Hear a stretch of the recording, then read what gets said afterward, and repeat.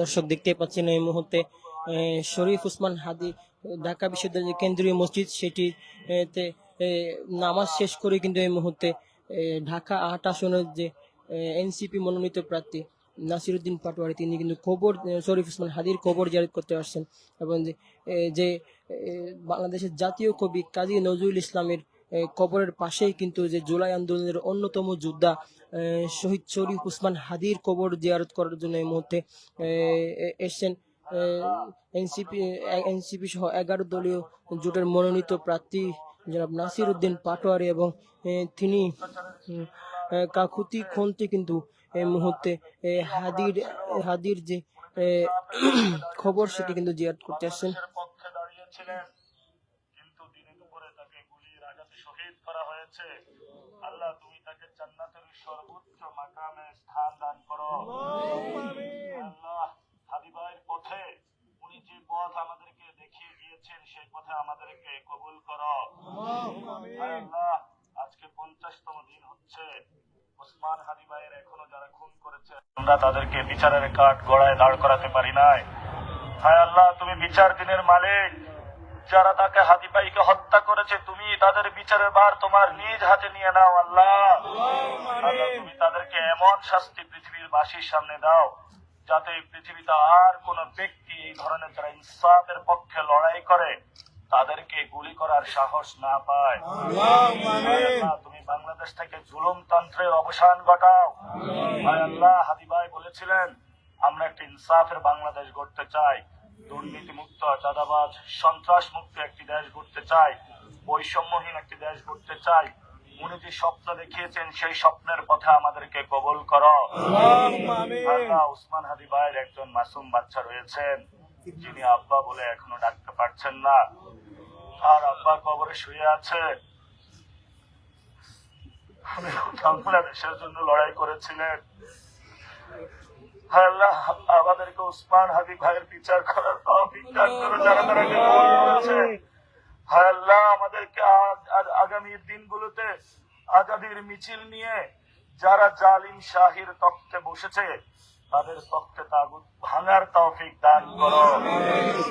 রব্বানা ফাগফির লানা যুনুবানা ওয়া কাফির আন্না সাইয়্যাতিনা ওয়া তাওফানা মাআল আবরার।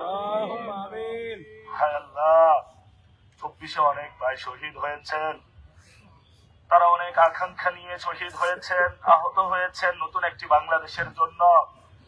হাদি ভাই তাদের জন্য দাঁড়িয়েছিলেন, বলেছিলেন জান দিব জুলাই দিব না। কিন্তু যারা ষড়যন্ত্রকারী তারা আমাদের মাঝ থেকে আমাদের যে ইকবাল হাদি ভাইকে নিয়ে গিয়েছে। আমরা আজকে অনেক গুনাহগার বান্দা এখানে এসেছি। বাংলাদেশে নতুন কিছু হচ্ছে। আগামীর সংসদে যাতে ওসমান হাদি ভাইয়ের যাতে আদর্শ ইনসাফের পক্ষে 300 আসনে সংসদ সদস্যরা যাতে কথা বলতে পারে। হাদি ভাইয়ের যে কথা বলেছিলেন উনি সংসদে গেলে 299 জন সংসদ সদস্য ঘুম হারাম করে দিবেন যারা চাঁদাবাজি সন্ত্রাসের সাথে জড়িত। আল্লাহ হাদি ভাই যে স্বপ্ন দেখেছেন আগামীর সংসদ যাতে এমন হয়, উনি যে পথ দেখিয়েছেন, উনি যেভাবে অন্যায়ের বিরুদ্ধে লড়াই করেছেন আমৃত্যু আমাদেরকে সেভাবে লড়াই করার তৌফিক দান করুন। আমিন। আল্লাহ তুমি হাদি ভাইকে জান্নাতের সর্বোচ্চ মাকামে স্থান দান করো। আমিন। আল্লাহ তুমি জান্নাতের শাবাব হয়ে ঘুরে বেড়াচ্ছেন, আমরা পৃথিবীতে আছি, হাদি ভাইয়ের এক চুল পরিমাণও সমান আমরা হতে পারবো না। উনি শহীদ হয়ে গিয়েছেন, আল্লাহ তাকে আপনি শহীদ হিসাবে কবুল করে নেন। আমিন। আল্লাহ উনি যেই ভার্সিটিতে পড়াশোনা করেছেন এই ভার্সিটিতে উনি কবরস্থ হয়েছেন। কি দোষ ছিল তার? মসজিদের সামনে নামাজের পরে দাঁড়িয়ে দাঁড়িয়ে বলেছিলেন আমি একটি ইনসাফের বাংলাদেশ চাই। মসজিদে যাচ্ছি, মুসল্লিদের সাথে কথা হচ্ছে, প্রত্যেকটা মুসল্লি বলছে আমার সাথে হাদি ভাই হাত মিলিয়েছিলেন, অপেক্ষা করেছিলেন কবে হাদি ভাই সংসদে যাবে, বাংলাদেশের মানুষের পক্ষে কথা বলবে, ইসলামের পক্ষে কথা বলবে, সার্বভৌমত্বের পক্ষে কথা বলবে, ভারতীয় আধিপত্যের বিপক্ষে কথা বলবে, চাঁদাবাজদের অন্যায়ের ঘুম হারাম করে দিবে। আমাদের সামনে হাদি ভাই আজকে নেই। ওনার মা চিৎকার করে বলছে ঘুমের মধ্যে, ও হাদি তুমি কই? হাদি ভাই কবরের মধ্যে ঘুমিয়ে আছে। আল্লাহ তুমি তাদেরকে ধৈর্য ধারণ করার তৌফিক দান করো।